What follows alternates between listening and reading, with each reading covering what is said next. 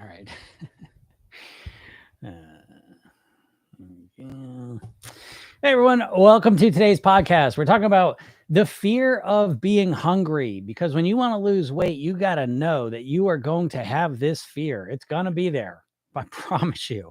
And so you got to figure out how you're going to deal with it, because that fear of being hungry is intense feeling, right? How actual it is another story. And that's where we want to start here, because this really is such a great example of understand the difference between logical approach to weight loss and the subconscious approach to weight loss. I mean, logically, you can say, I'm in America. Of course, I'm not going to starve. But emotionally, it feels like you're going to starve. And so it's a real intense fear that you've got to deal with. You can't just say, oh, that's stupid. Of course, I'm not going to starve.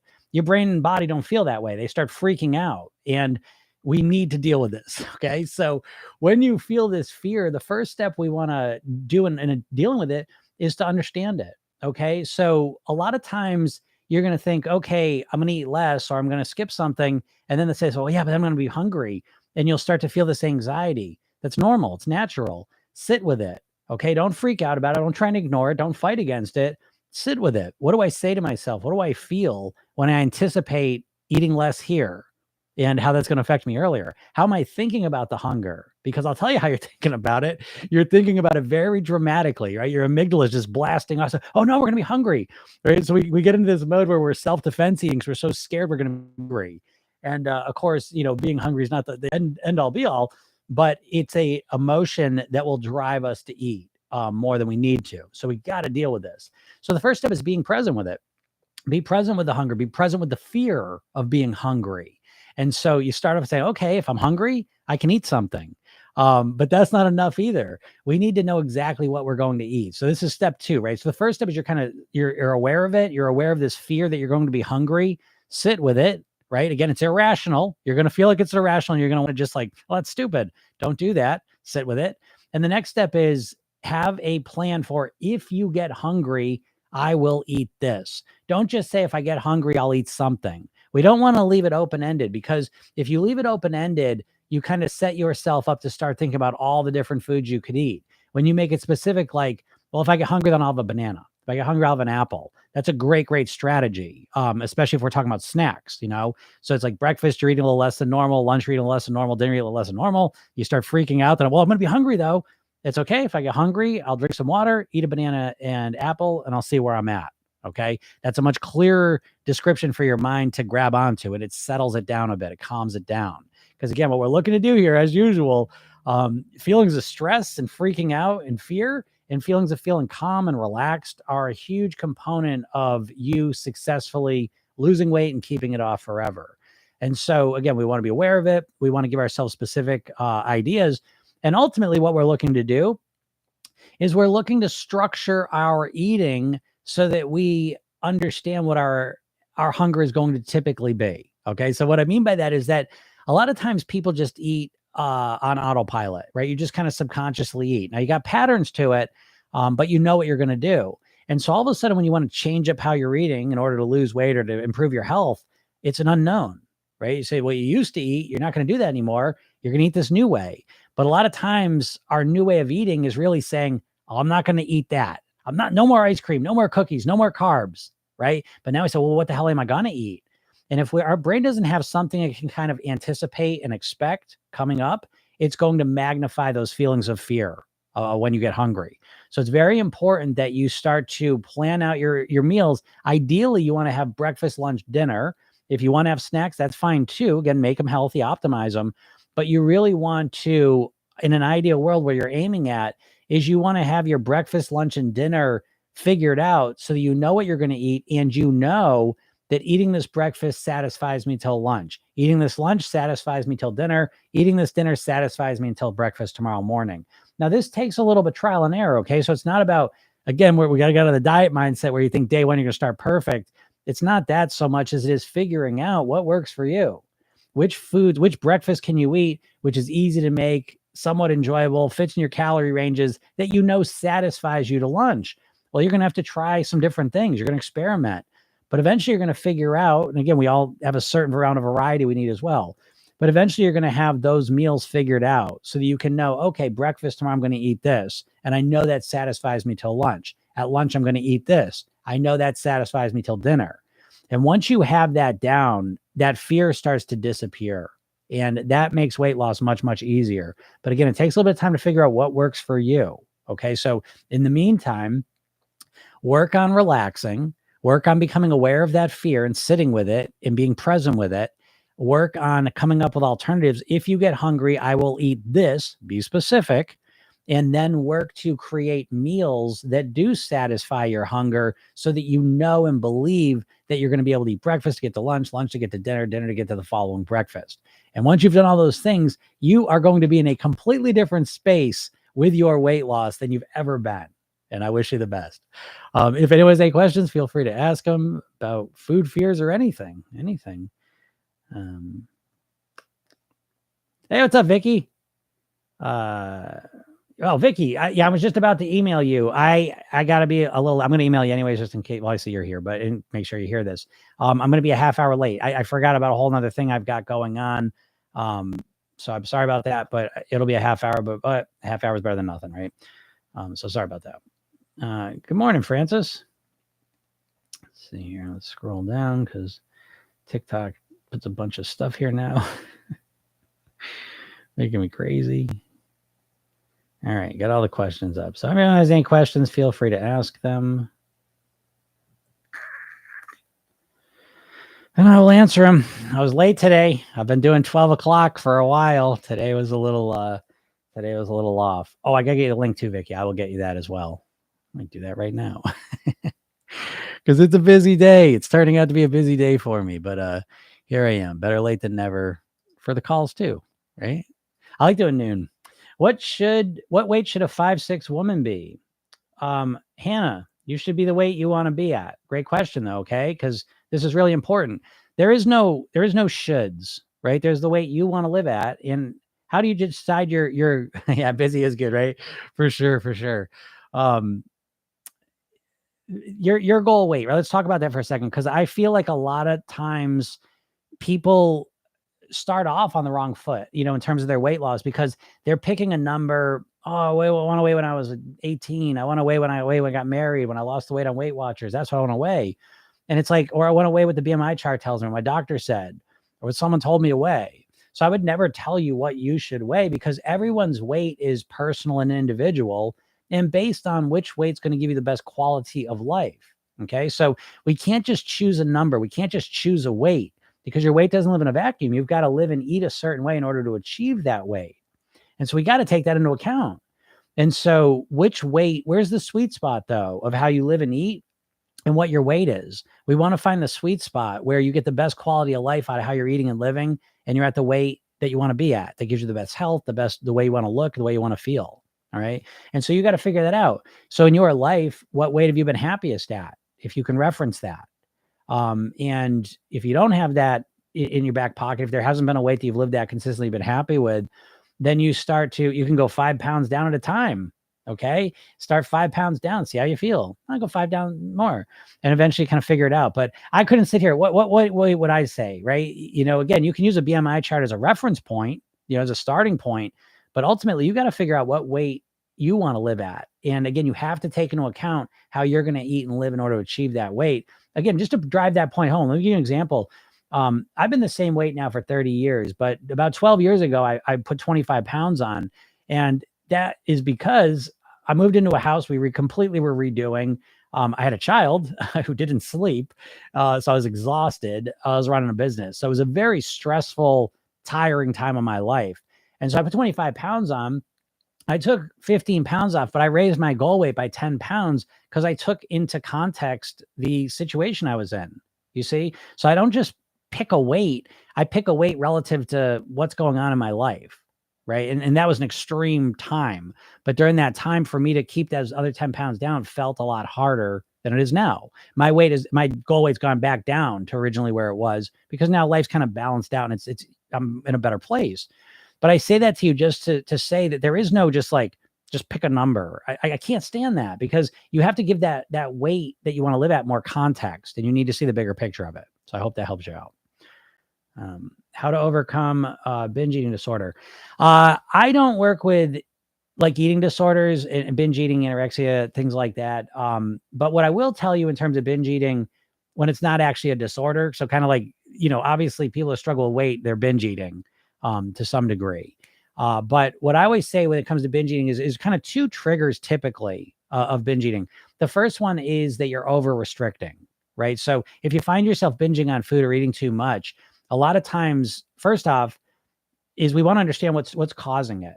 Okay. So we don't want to just stop it, right? Because if you don't understand what's causing it, how are you going to stop it? We just use willpower and I'm just not going to do it. But there's a reason you're doing it, I believe. And so the first thing I would look at is, are you over restricting? If you're over restricting and you're getting yourself so hungry, then you're getting around food and you can't control yourself. Well, it's because you're over restricting. I have rarely seen people that are starving themselves to lose weight that work long term. You can't fight against every cell of your body. You can't fight against all your senses when they get obsessed with food because you're starving yourself.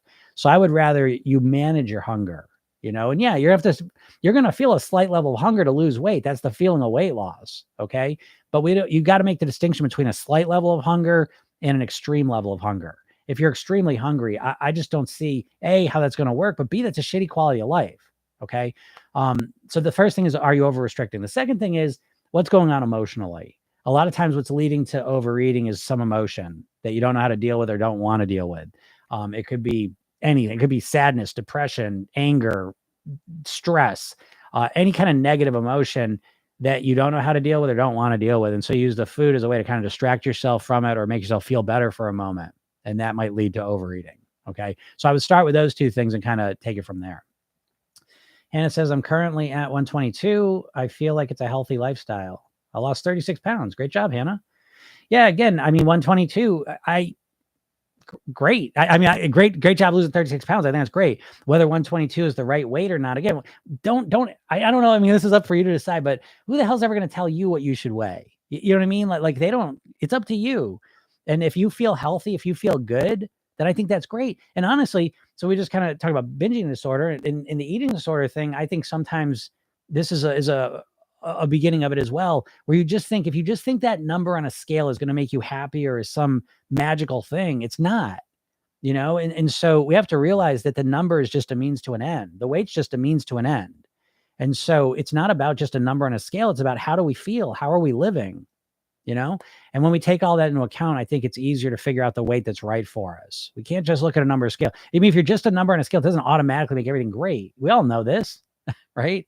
And so we got to zoom out, look at the big picture. Where do I feel best? Where am I thriving at? What weight am I at when I'm the best version of myself? What weight am I at? But in that order, at not at what weight will I be the best version? No, that doesn't define it. It's when I'm at my best, when I'm relaxed, calm, flowing, with my eating and how I'm living. Where's my weight at? And that's the best me. So that's how I go about it. But great job losing 36 pounds. That's quite an accomplishment. What's up, Jody? LL going to have to do the rehearsal. I'll be on the call today just listening. Yeah, super. I get down to 113, but felt as if my quality of life was horrible. Well, great, Hannah. Okay. Again, it's not great that your quality of life was horrible, but great that you realize that. You see what I mean? Like, it's not the weight. It doesn't make anything. Weight is like money, right? It's a means to an end. And so you can have a certain amount of money. You say, okay, well, if I have that much money, I'll be happy. Well, what if you're making your money by, stealing from old people? You know what I mean? Like, that's a shitty quality of life, right? That's not what you want. We want to find a way where the weight is, we feel good. We got to take into account the quality of life. I find a lot of people choosing a weight that's so low, they're not willing to live and eat at that level. You know what I mean? Like, so they're choosing a really low weight, but in order to live at that weight, they'd have to eat 800 calories a day, right? And that's miserable. And you don't want to do that, which is why you're not doing it, you see? And so there's no magical number on a scale that's just going to fix everything and make everything amazing. What really is going to impact you more is how you're living day to day, what you're eating, how you're living your life. That's going to have a bigger impact on you than the weight on the number on a scale.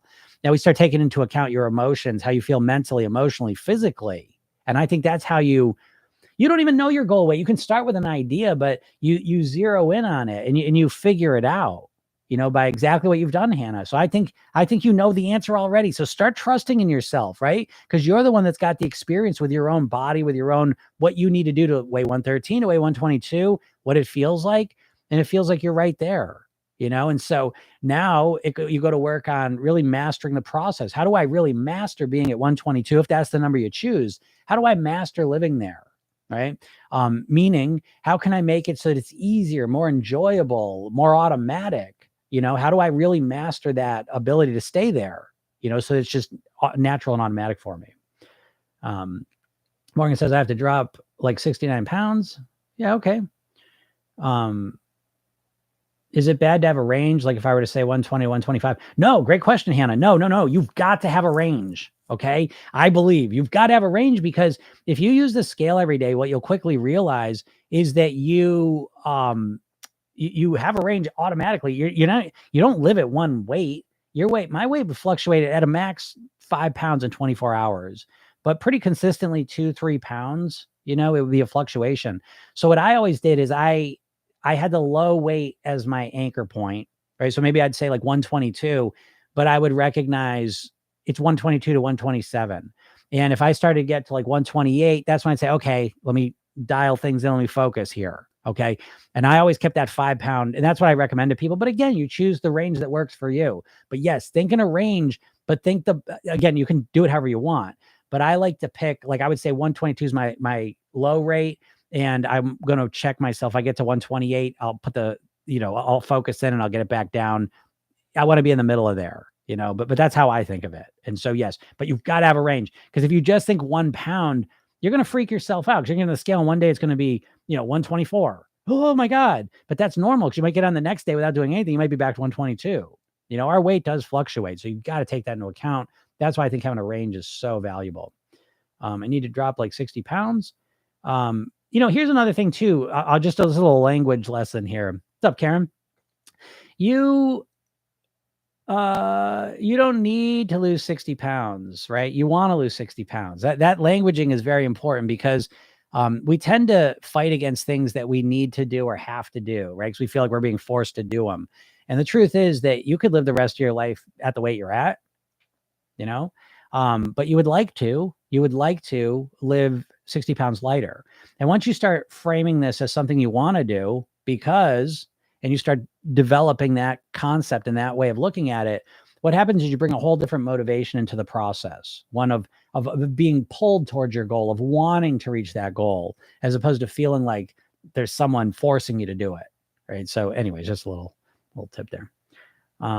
Heather's Mounjaro journey. Nothing helped me with weight loss because of a metabolic disorder that Mounjaro has fixed, down 60 pounds. Mounjaro doesn't really fix metabolic disorders, right? It helps, it puts more insulin into your body, and it helps with the food noise in some weird way.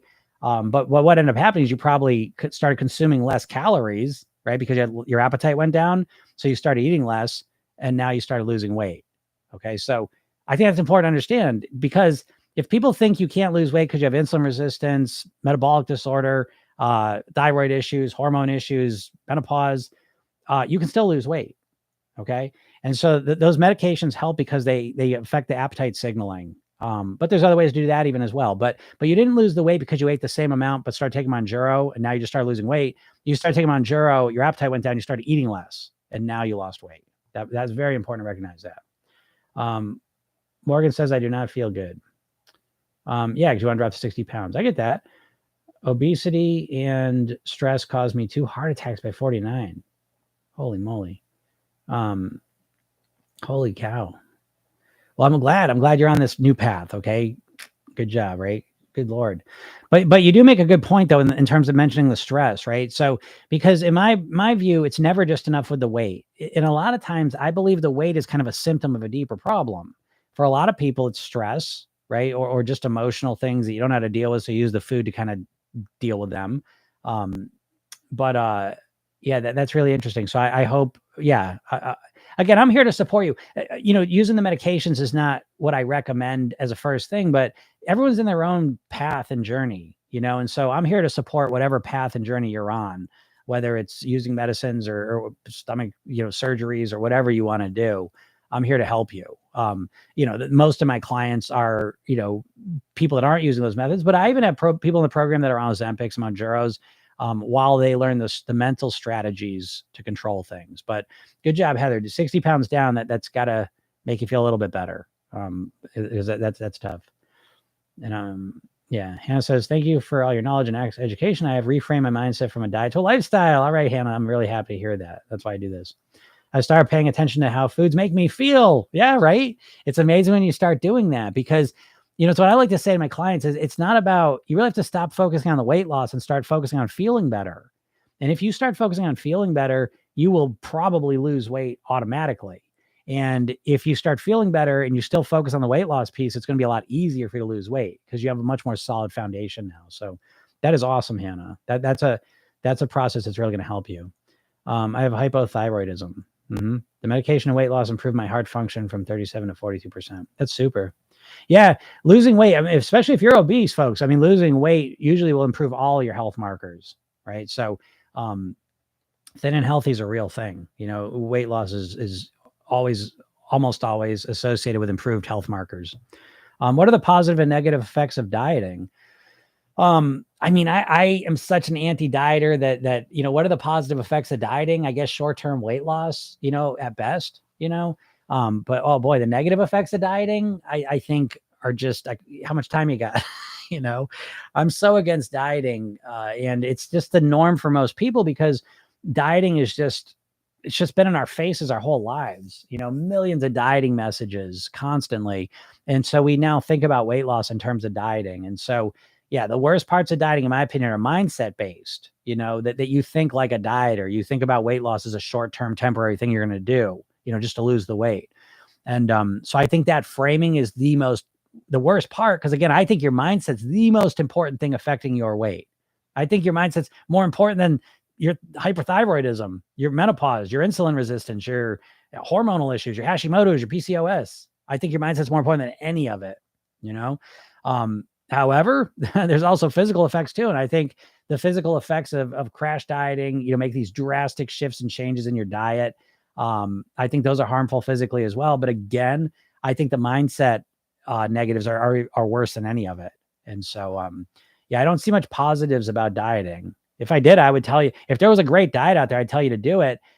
Which isn't to say that some of them have some good ideas of it. I think they all have good aspects to them. Like, I think intermittent fasting's got its place. Keto, I don't really buy into that, but I think the idea of cutting refined carbs down makes a lot of sense. Protein's more satiating, so adding that into your diet if you don't have much of it is good.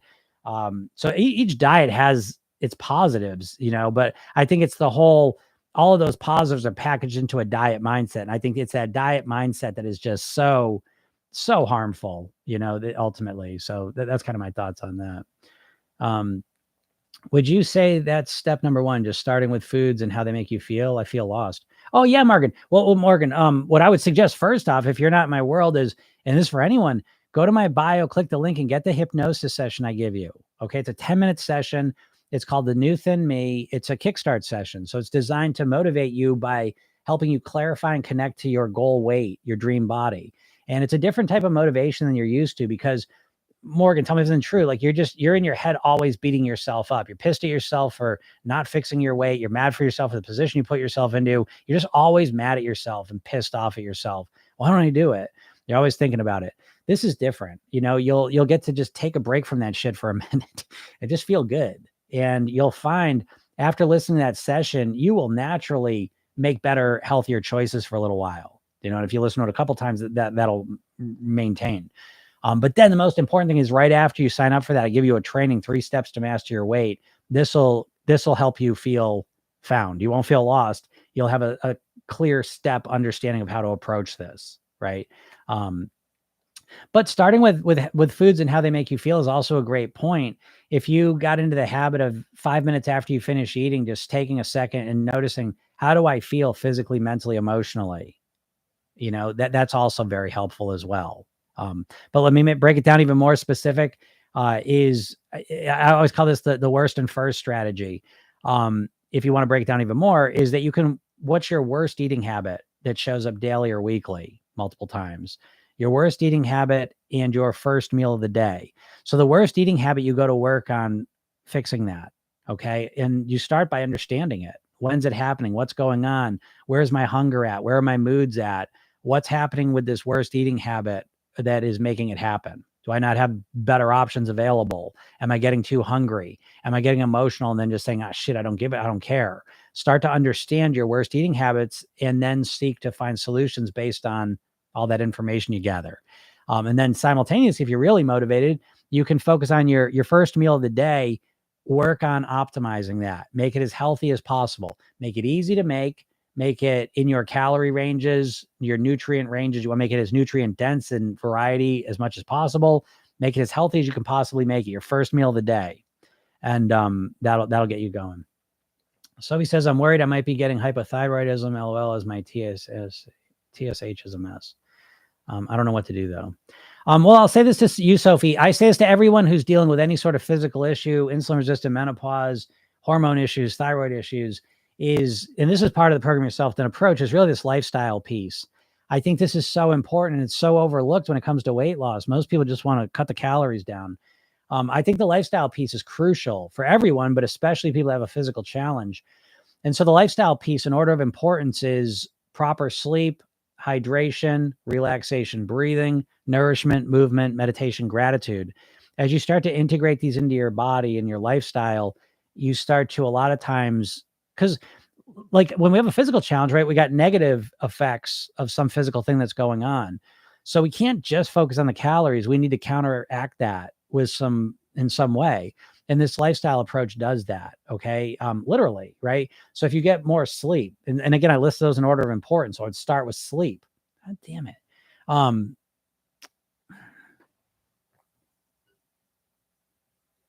I have another key. It doesn't matter. You guys don't care. I have another camera. It's on a Fritz, man. This camera lasts me a year. Anyways, so it's like, yeah. So if you start focusing on sleep alone, you get more sleep.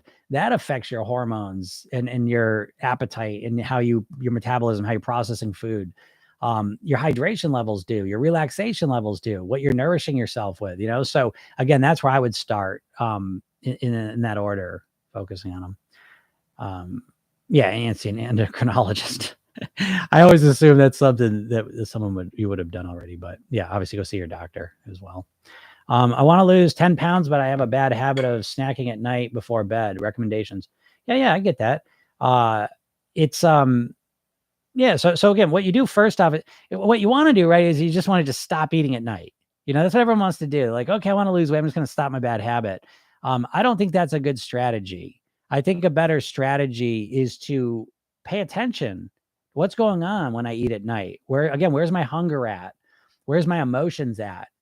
Usually those are big drivers. Now, sometimes we just have a habit, right? Okay, it's nighttime. I'm about to go to bed. Time to eat. We just Pavlovian, just link it together.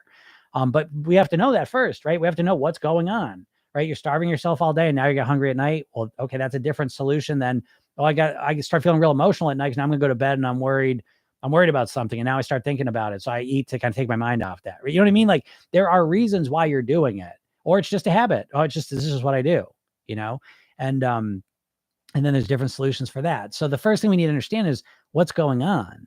So again, what everyone wants to do with a diet is just want to stop the bad habit. But what I would suggest, and I've seen work way better, is understand the bad habit. And the more you understand it, the more elegant your solution can be, that you implement and come up with. So that's how I would focus on that. Now I'll give you I'll go a little more specific. There's the 3 R's of weight loss you could apply to this, right? So you got a habit of snacking at night before bed. So there's 3 approaches ultimately. There's the one everyone wants to do as a diet or just remove, just stop doing it. Okay, well, that's one option. If you can do it, great. You've probably already tried that, hasn't worked. So we got the other 2, reduce, replace. So whatever you're typically eating, you can eat less of it. See how that feels? So something that works is, I don't know, let's just eat a bag of chips every night. You could eat half the bag and then drink a glass of water and get used to that and then cut that half down. You know what I mean? So reducing is helpful. Or replacing. Instead of the chips, I'm gonna have an apple, and maybe that works for you. So again, the point is you test it out. We don't want to go, the dieter idea is, I'm just going to stop eating at night. Okay. You're doing it for a reason. You're going to stop yourself, but you're going to start freaking out. It's going to be stressful and you probably won't keep it up. You already known you should just stop it and you tried it, but that hasn't worked. So again, understand that you have other options. And instead of going into this as like with your willpower hammer, so no more bad habit, instead say, well, let me understand this habit. What's going on? I want to work with myself. I want to honor myself. I'm a smart, good person. I don't want to eat at night anymore because I want to drop 10 pounds. Let me figure out the easiest, best way to do this. It's a different attitude. So I would suggest that way. Vicky said, I used to see gratitude as an airy fairy type of thing. Now it's integral to my weight loss process. And this is true because I work with Vicky and she is telling the truth here. And a lot of people do, you can't feel grateful and like super negative emotion at the same time. It's hard, and you're in this place now. If you've been struggling with your weight for a long time, you're probably in this place where you're not grateful. You're not grateful for your body. You're not grateful for yourself. You're not grateful for your life, because you're so pissed at yourself. You're so pissed at your situation, so pissed at your body that there is no gratitude. And it's that being pissed off and angry that's leading to a lot more unhealthy eating behaviors. And when you start to replace that being pissed off and angry and mad at yourself with gratitude, that in and of itself starts to reduce a lot of the unhealthy eating because you don't have that energy behind it. Again, program yourself thin. This is all about preventative approaches to mastering your weight. We don't want to just deal with the problem with willpower and fighting against it. We want to resolve it. Again, just to put it another way, a lot of times people are just focusing on the symptoms instead of what's causing those symptoms in the first place. We want to go to the core problem and resolve that. What do they say? An ounce of, we say like an ounce of prevention is worth a pound of cure. I always say an ounce of prevention is worth a pound of willpower. It's way more energy efficient to prevent the problem in the first place than it is to fight against it once it's there. And so the only way we can do that, though, is understanding the problem in a deeper way, which dieters never do because they just want to fight against it. No more bad habit. It's like that ain't going to work, And so gratitude is again, you say, well, gratitude, weight loss, how is that going to help me? It does. It does. And the more you practice gratitude, magically, it's just a way to lose weight. It's funny like that. First 20 pounds down, mindset shift has been absolutely key. I cannot thank you enough. That's awesome. I know. Vicky, the 20 pounds down, Vicky, I swear is going to be one of my greatest success stories. Because she's super smart. So she's able to articulate her journey, and what a journey it's been, but you're able to articulate in a very unique way. And that's part of why I say that. You're right. A bit lonely and not hungry. Thank you for your advice. You're welcome. You're welcome. That's what I mean. So it's like, if you're eating at night, I got to stop eating at night. Well, what if you're eating at night because you feel lonely? The stop eating at night isn't going to help your loneliness. That's the problem, right? So the symptom is you're eating at night. The core problem is that you feel lonely. So if we just stop eating at night, hey, the core problem is still there. Now it's just exposed, And so, it's like the eating's like a Band-Aid over the wound. And so now you stop eating and now you just expose the wound and you feel like shit. And you do a couple days of that and you say, oh, let's put the Band-Aid back on. Can we start eating, please? I don't like feeling this. And so that approach never resolves the problem. So if you say, oh, I feel lonely, that hurts. It's hard to like kind of ignore, oh, okay. But once you know that you feel lonely, now we're in solution land, because now you can say, what are some ways I can deal with this? How can I feel more? What do you want to feel? I want to feel more connected. I want to feel more loved. I want to feel more kind of integrated into a community. I want to, whatever. I don't know what it is for you. It's different for each person. I don't think she's here right now, but there's a client in the program right now. And this was exactly it. She said, I feel lonely. And so what did we do? You're never going to believe it. It ain't rocket science, but to her, it felt like rocket science because she's very smart. Everyone in my program is smart. But we get into ways of thinking where we miss the obvious stuff. So she's feeling lonely, right? And so we recognize that and tell her, stop eating when you feel lonely. Hey, cut the shit. Stop emotional eating when you're lonely. That's not what I said to her. I said, okay, you feel lonely. What are some ways we can deal with that? She goes, I don't know. I could invite some friends over. Okay, let's talk about that. Now, obviously, there's some reasons why she didn't want to do that. We worked through those. She invited the friends over. Guess what? You're never going to believe it. She feels less lonely. And guess what happened when she felt less lonely? She started eating better. Okay. So again, we need to go to the deeper reasons, and that's the solution. Just signed up for the free session. Good job, Morgan. Great job. Now listen to the session, but the main thing is to watch that training. That training is the key thing. So make sure you set aside, it's about a half hour. Watch that training. And now you're on my email list. So I'm going to send you stuff, and it's really every day I'll send you positive stuff. And I got some cool stuff coming at you anyways for free. Again, my goal, no one give you more free stuff than me. If someone does, you let me know about it. But no one will give you more free stuff than I will. And then obviously I have a program too. If you want to work with me, you can do that as well. But I'm going to help you regardless. Again, my mission is to help as many people as possible with their goal weight. And yeah, I'm going to help you do that. But all right, I got to get out of here. I got to go. I'm so ready. Thank you so much. Yeah, awesome, Morgan. And get on here. I'm usually on here. Today was a little bit late, but I'm on here live Monday through Friday at 12.